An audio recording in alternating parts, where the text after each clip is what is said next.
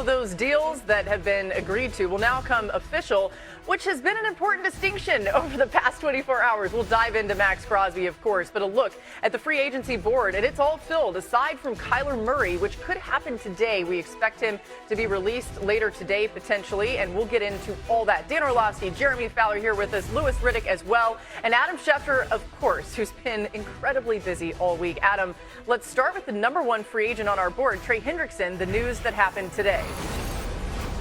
He's got a 4-year deal worth up to $120 million with the Baltimore Ravens, who obviously, in the words of the Raiders, backed out of the deal, the trade that they had with the Las Vegas Raiders. So now Trey Hendrickson stays in the AFC North, where he'll be going up against his former quarterback teammate in Cincinnati, Joe Burrow, twice a year as the Ravens look to build up their pass rush and hope that they get that from Trey Hendrickson at this point in time in that 4-year deal worth up to $120 million. And that came after they backed out of the deal with Maxx Crosby. Maxx Crosby and his wife flew to Baltimore, were there Tuesday, and they went through a situation where the Ravens had him go through a physical, and they just didn't feel comfortable in the end, seeking a variety of opinions. Now, a lot of people criticizing the Ravens. Maybe that's fair, but the Ravens had access to the medical reports, and we know that Maxx Crosby's doctor, Neil Elitrosh, said that he had surgery 2 months ago, was on crutches for 7 weeks,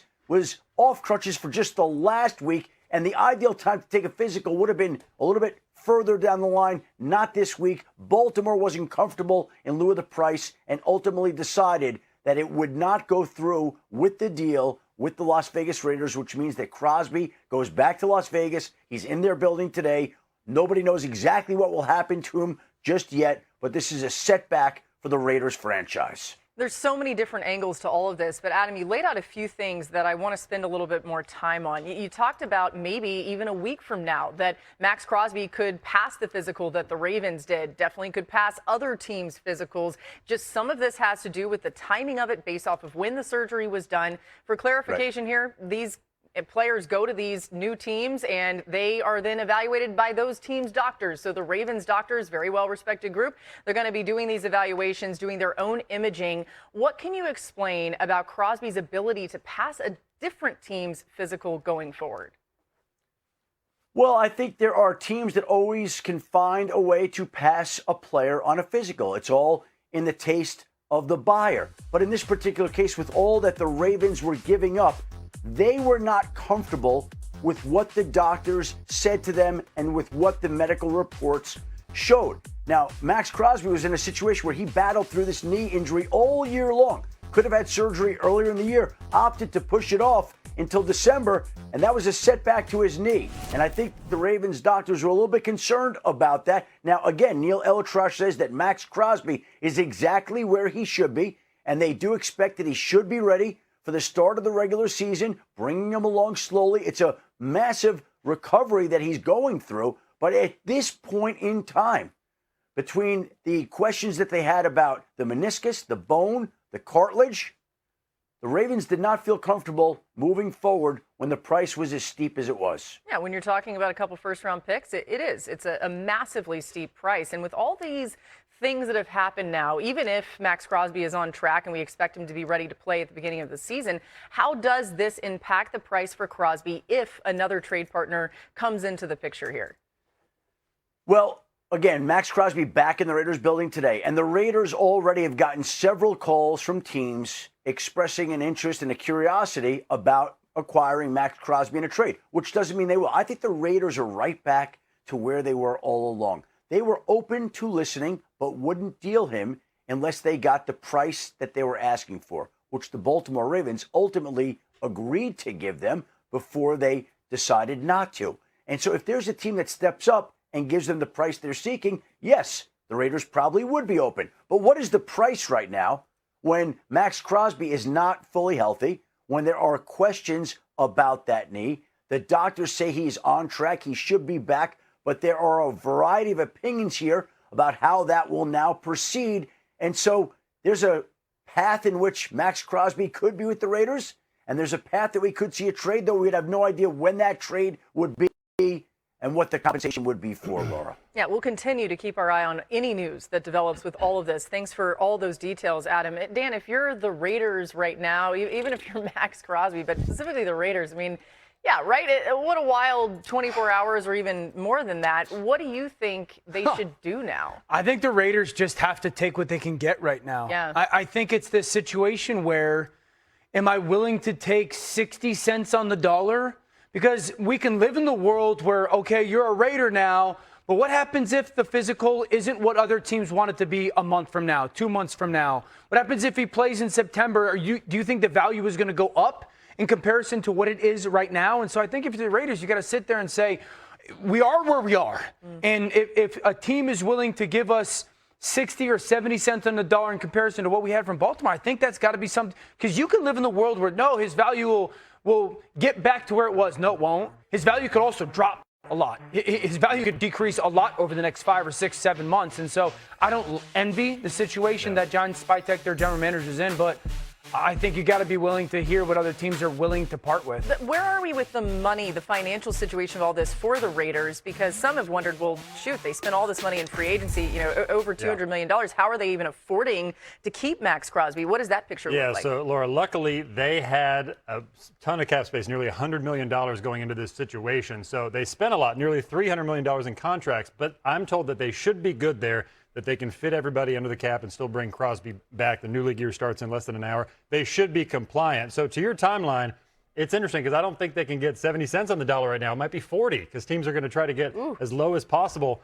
I've talked to a few teams to see what they think is the best course of action. They feel like, hey, you can try to trade him now for whatever best offer you can get. You can maybe wait closer to the draft when teams get desperate. Or even take it to the season. Maybe he plays and plays well and looks like the knee is no issue. You get closer to the trade deadline, maybe you can get more capital that way. So it's really 3 timelines they're working on. Lewis, you think 40 cents on the dollar for a player like Maxx Crosby, if he is as healthy as we expect he will be based on some of the smartest medical minds, in the world here, is that decent enough from the Raiders standpoint?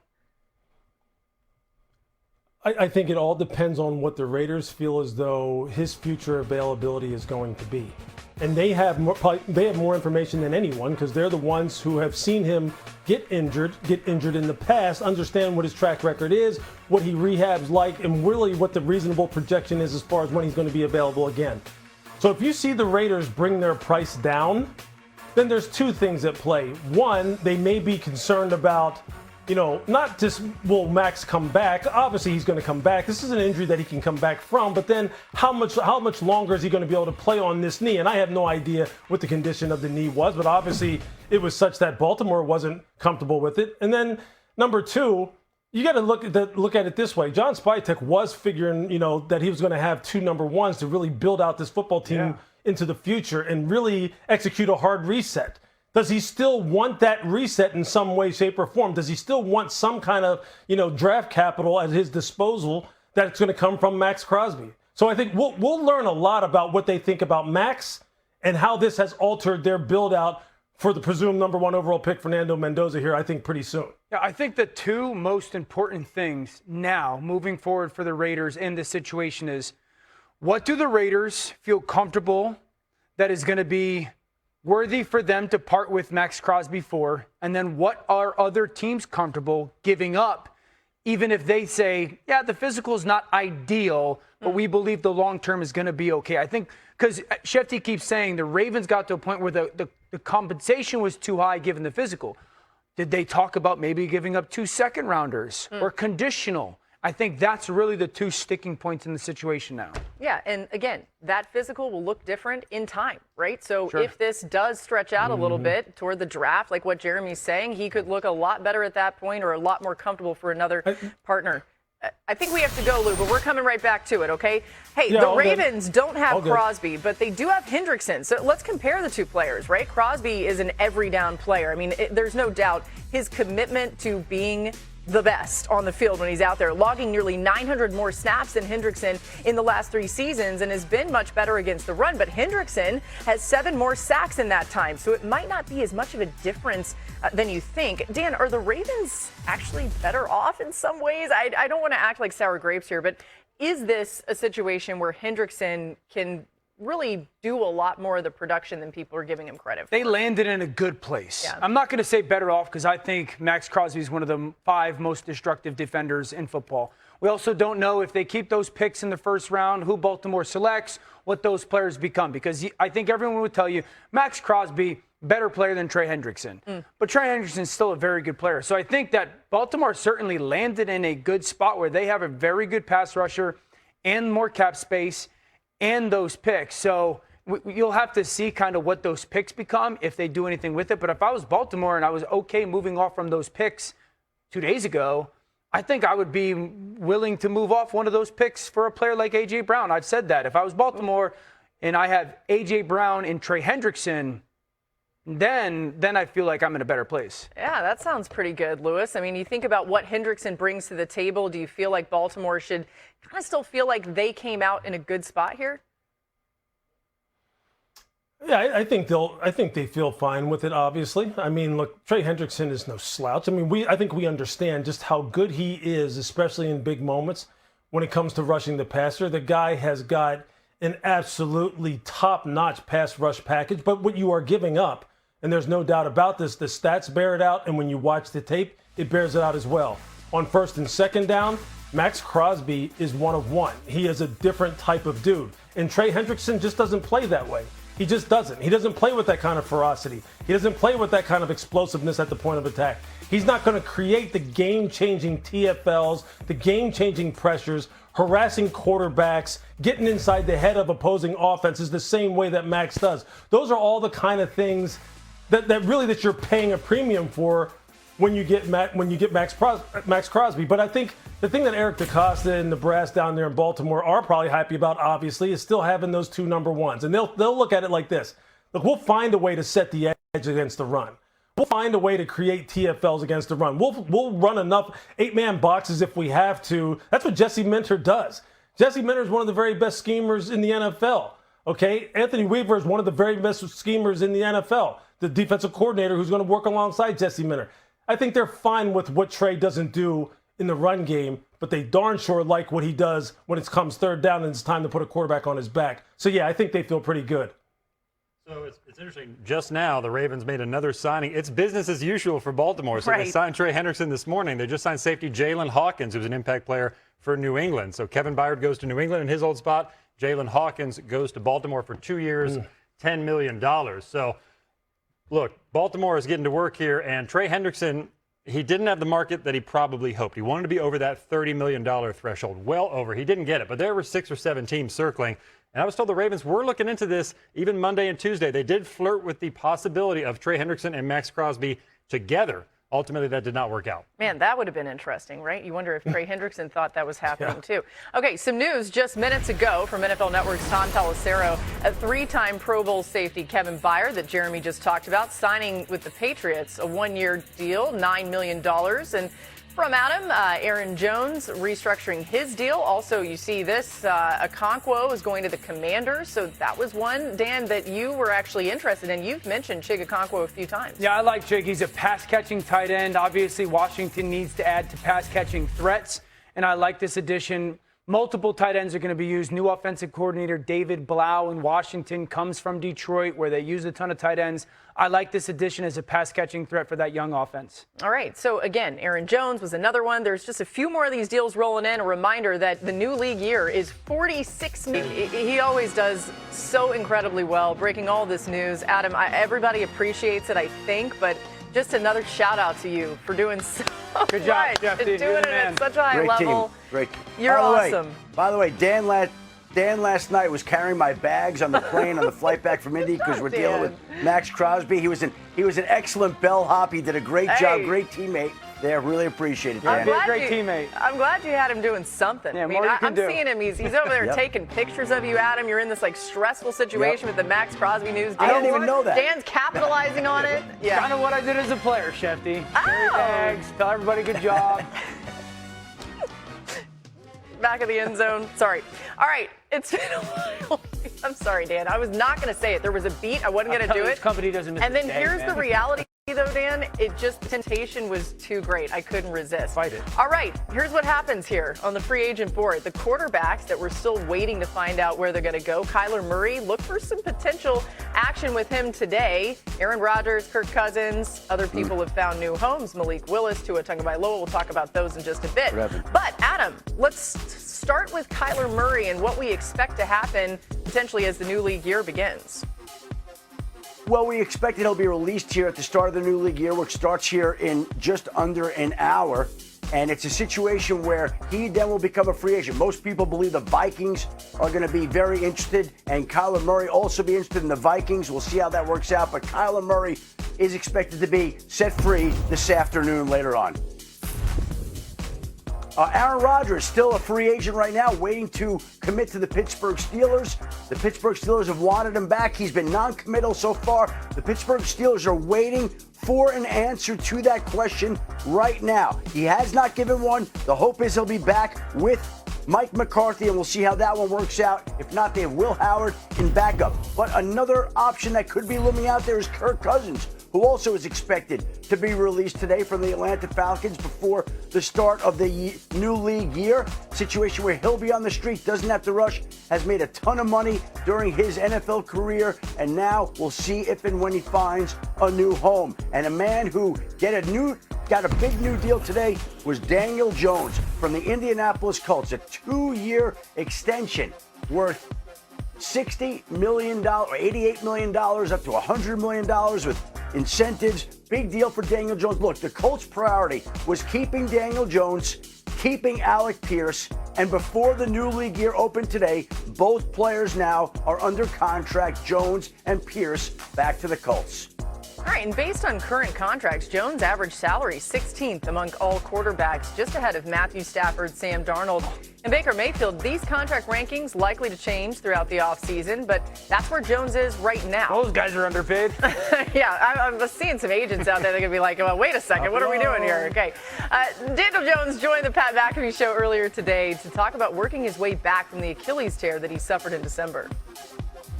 We'll keep checking the boxes, working with the guys here with the Colts, and feel good about that. So I'm planning on being back, and the goal is shooting for week 1. We got a special thing going, and working with this coaching staff, working with the guys in the locker room, and fired up to get Alec back and all that. So looking forward to it. Dan, what do you think of the Colts' decision to pay Daniel Jones coming off the Achilles injury? It's fair. It was really their only choice, to be honest, as well. I think, listen, there's an injury history that's got to give you just some hesitation. It's not the Achilles. Daniel's had the Achilles. He's had the broken leg. He's had the neck. He's had the ACL. But they traded away their first-round pick, so they didn't have any leverage in that regard. And then once you see, like, okay, Kyler seems like he's going to Minnesota. Geno Smith gets traded to the Jets. Tua goes to Atlanta. There wasn't a ton of other options for Indianapolis, and I think it's a fair deal for both sides. If Daniel balls, he's going to get a lot of money next year. If Daniel maybe isn't healthy or struggles a little bit, it doesn't handicap the Colts for their long-term future at the position. So the Colts wanted to keep Alec Pierce, the wide receiver, Daniel Jones together. That was their goal really for the last month, and those two are incredibly tight, so they wanted to stay together. But now it's going to cost them nearly a third of their salary cap just for those two players, and it probably cost them Trey Hendrickson or some defensive pieces because now they have a lot of holes there. They've lost players there. Safety Nick Cross just signed with Washington. They have a lot of holes to fill. Now, they draft well, but the Colts have some work to do over the next few days to add pieces. But they got their quarterback. He plans to be back week 1. That's his goal. They've got a look at his recovery the last few months for the Achilles, and they're comfortable with it. I heard a little groan from Lou. I mean, you heard that there, Jeremy. You had said that earlier, that they were in the mix potentially for Trey Hendrickson, the Colts were, and they end up in this situation where they do tie up the key offensive players that they prioritize. But, Lou, what are your thoughts? And was that a groan? I wasn't sure. Was it a sigh? No. It was almost like a grunt of like, yeah, I get it. I mean, I get it with the quarterback position in general, simply because, you know, I think we all sometimes look at these players and look at quarterbacks in particular in that position where we're always going, well, what's the next best alternative? How can we get the next guy? How can we get the next guy? How can we get a guy that's just like that will just wow us, like Burrow and Mahomes and Matthew Stafford? But you know, teams don't really they don't have those options, and I don't, quite honestly, I don't think they really think that way. I think they see what Daniel Jones did while he was healthy and the kind of relationship he built with Tyler Warren, the kind of relationship he built with Alec Pierce, the kind of running back they have in Jonathan Taylor. And I think they look at that and they combine all that with the kind of rapport that Shane Steichen has built with this offense and with this team overall. And then they got a nice backup in Riley Leonard, who plays well at the end of the year last year. They're trying to trade Anthony, see if he can find a new home. And they're going, you know what, we're not in such a bad spot. I mean, yeah, the money is a little bit higher than what I thought it would be. I didn't think he'd be up there in the $44, $45 million range. But good for Daniel. And I think for the Colts, I understand why they did this. And they have a lot of intel about how his rehab is going. And they obviously are pretty comfortable with it. Yeah, it's a good deal, like you said, Dan, on both sides potentially here. Now, Jones and Kyler Murray, they were both top 10 picks in 2019, and Kyler's been more productive on the field in his career. I mean, you see this. He ranks 12th in the league in total QBR over that time period since 2019. When you think about him, we're kind of already putting him on this Minnesota team. He's going to Minnesota, yeah. Okay, so he's going to be the starting quarterback there, and what does that look like? Well, I think the interesting thing is after he goes there, what does Kevin O'Connell say about it? That's what I'm most interested in. Does Kevin O'Connell come out, who's the head coach, and say, this is an open competition, or this is Kyler's job? Well, what would you do? I think I would sit there and say, Kyler Murray is going to be given every opportunity to be the starting quarterback. So it is a competition. And I'm telling J.J. McCarthy, you got to beat him out. Like, you have to go take the job from Kyler Murray. I think that's probably the likeliest way I would go about doing it, and I think it ends up going. I don't think Kyler's going there without some type of, hey, yeah, we think it's going to be you unless he takes it from you. Yeah. So the messaging from inside the Minnesota building from people I talked to is we have not given up on J.J. McCarthy. In an ideal world, they want this to go like how the Colts situation went last year. You signed Daniel Jones, but you give it a competition in the spring, early in training camp. Anthony Richardson did his best, but he couldn't outbeat Daniel Jones. That's probably what they're looking for, but we all know if you're seeing other people, it's probably time to move on, and the other person knows that. And that's kind of what this is. I mean, go, Lou. It's over. It's over for JJ. Yeah. They signed him. It's over. Look, okay, so, all right, you bring Kyler Murray in there, right? It's a new system for him. He has to get reps. You have to actually see him take enough snaps with the starters in order to have enough intel to really figure out whether or not, okay, this is a guy who I think really does level us up at this quarterback position. And given what happened to them before with Sam, if he winds up winning the job and he winds up playing well, they're not going to just let him go then. They're going to wind up saying, look, we need to go ahead and figure this out now for the future, for how we can keep him long term. And now you're going to have a guy in J.J. McCarthy who's going to be running scout team, taking some reps, a guy who already needs to be kind of like shown the way by a veteran who can kind of help him become a better pro, become a guy who's like really built down the details, matures from a emotional standpoint. That's not Kyler Murray. Kyler Murray don't care about that. Kyler Murray's not there for that. So for J.J. McCarthy, look, I know you moved up to 10 to pick him. It's going to be time to move on from him. You sign Kyler Murray, I'm telling you, it's over. It's over for J.J. McCarthy, in my opinion. It's over. So then I guess, a good point. Yeah, we'll see where J.J. McCarthy ends up and what that market looks like for him. Maybe he can find somewhere else that would be a landing spot. But yeah, the sound that Dan made is kind of what comes to mind for me. Inevitable. All right, this is fascinating. We'll be talking about it a lot more. In total by at least 3.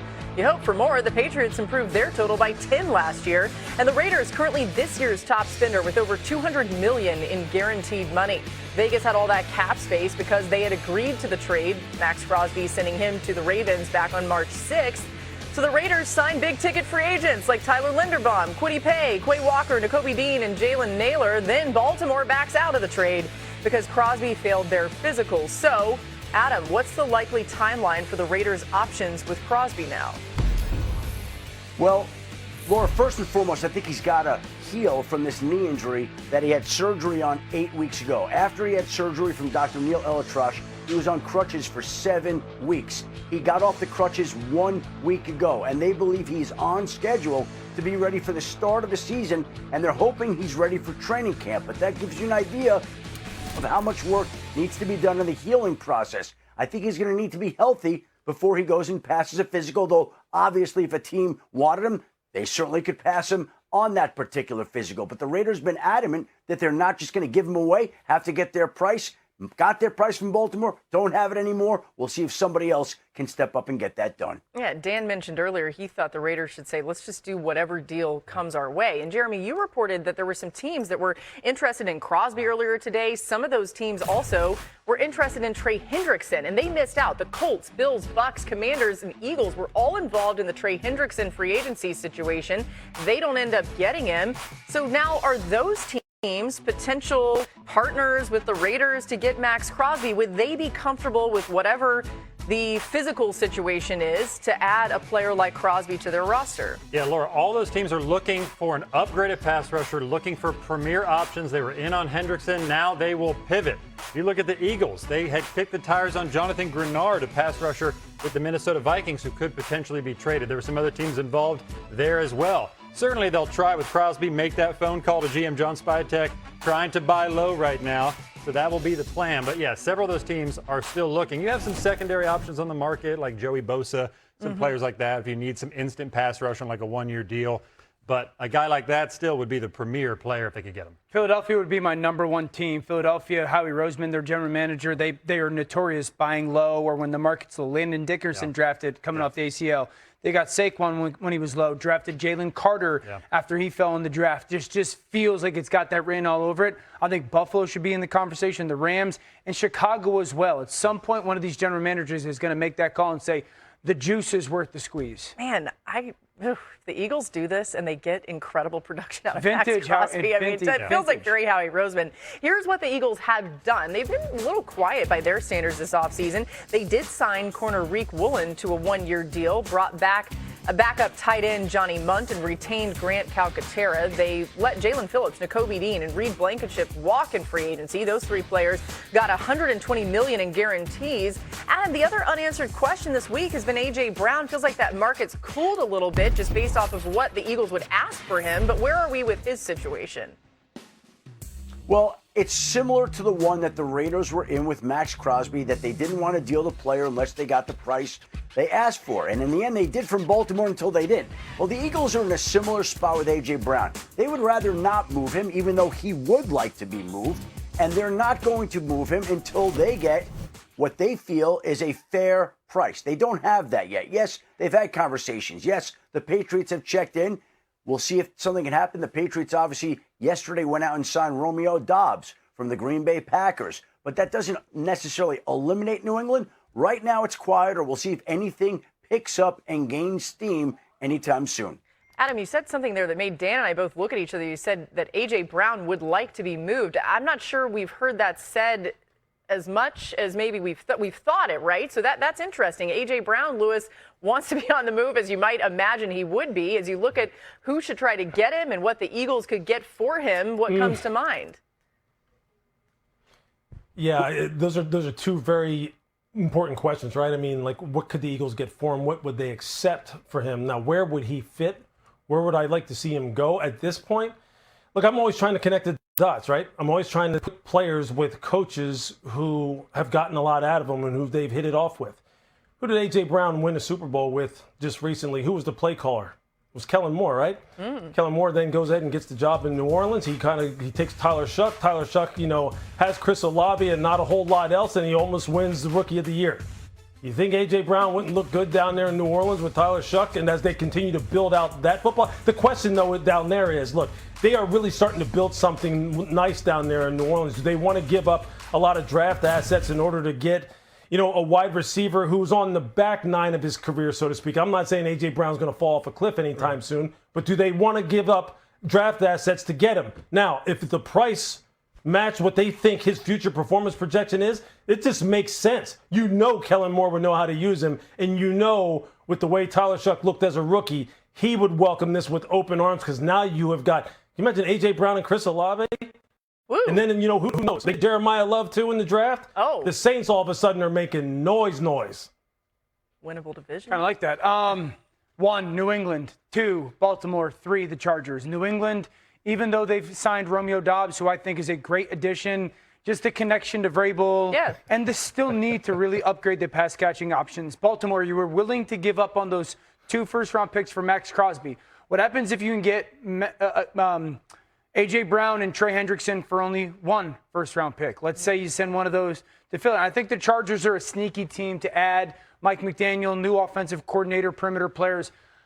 We'll see if it happens before the June salary cap impact, but those would be the three teams. All right, we'll keep an eye on that. Oh, go super ahead. Sneaky one, Cleveland Browns. They got Browns. 2 first-round picks. Ooh. Andrew Berry used to work for Philly. They could work something out. And I don't think they're going to be terrible next year. Not good. Cleveland should not do that. Save your first-round picks. Continue to build your football team. Get a I kinda quarterback like in it. 27. Browns I don't fans disagree are like- with AJ the Brown's math not of it. going to want to do that. Let us have something That's nice. the problem. AJ Brown's not going to do that. Well, exactly. But he does want out of Philly. That's what Adam just said. We know that. But Yeah. okay, 18 minutes. That's a big deal. Counting down here. Our free agency countdown continues, and then right after this, the new league year will become official.